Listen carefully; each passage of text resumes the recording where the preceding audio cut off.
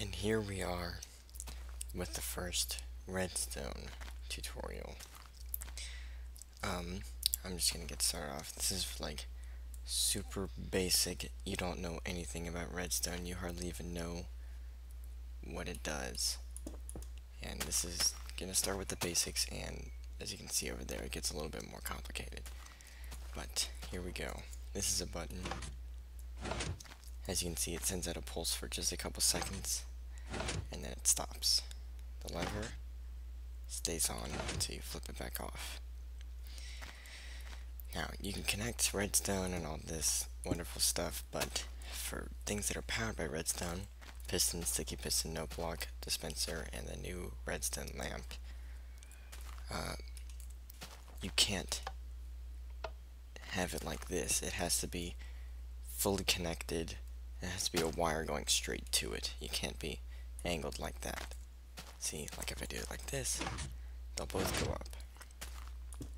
But if you do it like that, nothing will happen, because the wire has to go directly to it. So piston, sticky piston, no block, dispenser, redstone lamp. Then the wire has to go straight to it. Although redstone lamp's a little bit weirder. Okay, and then redstone torch. Again, like the lever, it gives power for as long as it's there. And if you remove it, it goes away.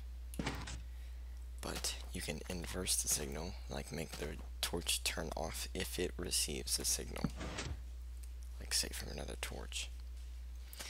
And the only way you can do that is by having a wire actually going straight to the block, because just like with all the other powered blocks, it has to actually be going straight to it and not be angled. So you can inverse the signal like that, and then it sends it on through, or it won't rather, and it looks like that when it's not on. See, it turns on. This is it's called a repeater because it refreshes the signal basically. Because after about like 15 blocks or so, the redstone signal itself starts to die off. Here, I'll show you.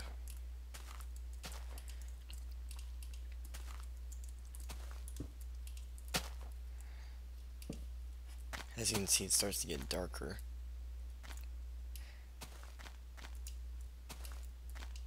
And once we get all the way, I think right here, yeah, see, it gets darker and darker, and then it's the same color. So this doesn't get power, but you can use a repeater,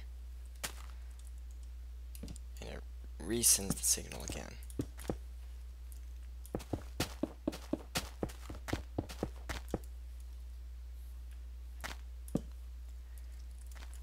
So yeah, repeater.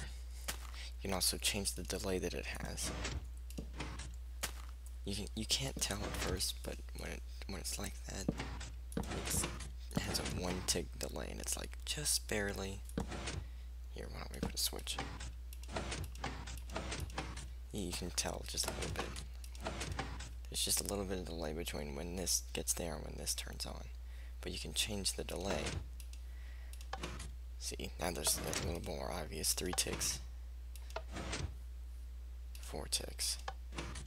Ticks is just what they call the amount of time for at least electric signals. So there you go. Pressure pads send a signal for as long as they're being pressed. Now, wooden pressure plates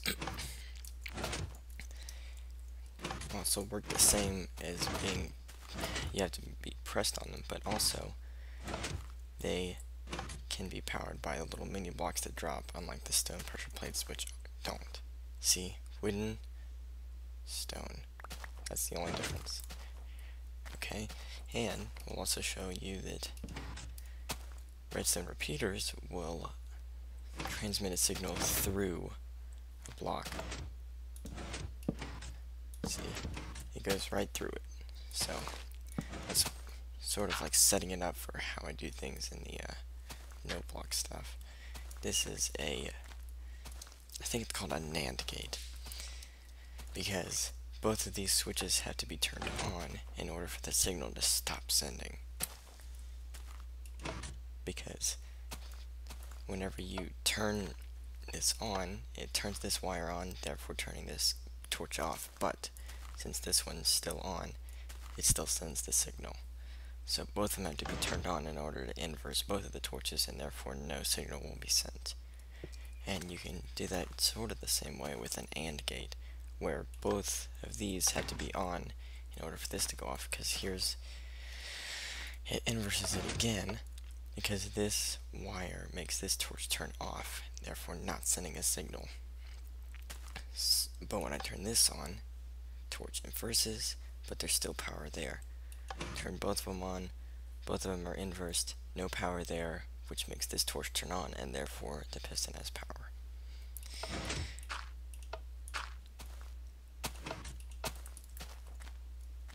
Okay, and then this is a basic, what do you call a memory cell?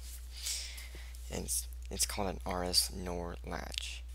Now, whenever I press this button, it'll send the signal through here, inversing this torch, which turns this signal off, which turns this torch on, making this stay permanently lit because this is on. It's not because this turns on and it magically makes this torch turn on, it's because it goes through here, inverses that, turns that off, letting this power on, and then it forces this to stay on. See? Now, even though you heard the button come back out, it stays on because of this torch. And then you can flip it by doing it this way. And it's called a memory cell because the torch forces this to stay on, and therefore whatever it is that you're powering stays on 100%. So you can do this for like a door in your house. Like you want it to open and you have enough time to walk through, because buttons can be kind of short and not let you have enough time.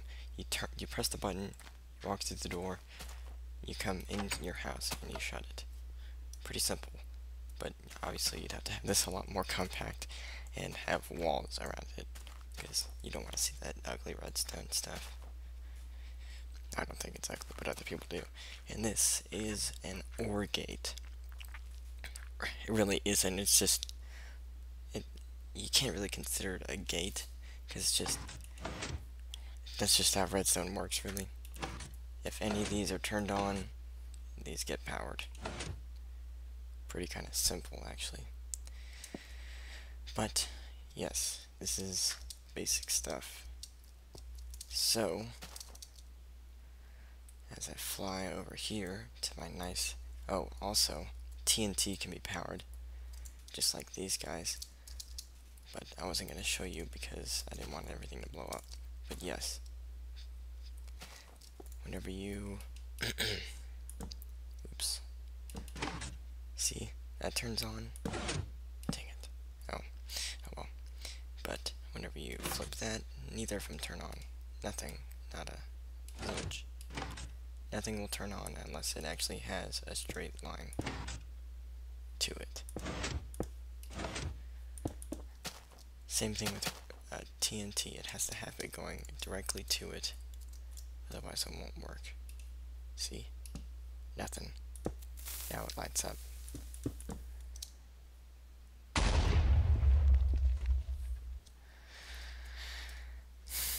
I know, fascinating. And now we get to the note block stuff, which I'll get to next episode. But for now, the basics of redstone with some fairly basic gates and things that I know how to use. Really, I don't really know how to do anything else other than the stuff that I just showed you. So if you want to learn some more truly advanced gates like the XNOR and XOR and all that stuff, I don't know how that works. Nor do I really see a purpose for it.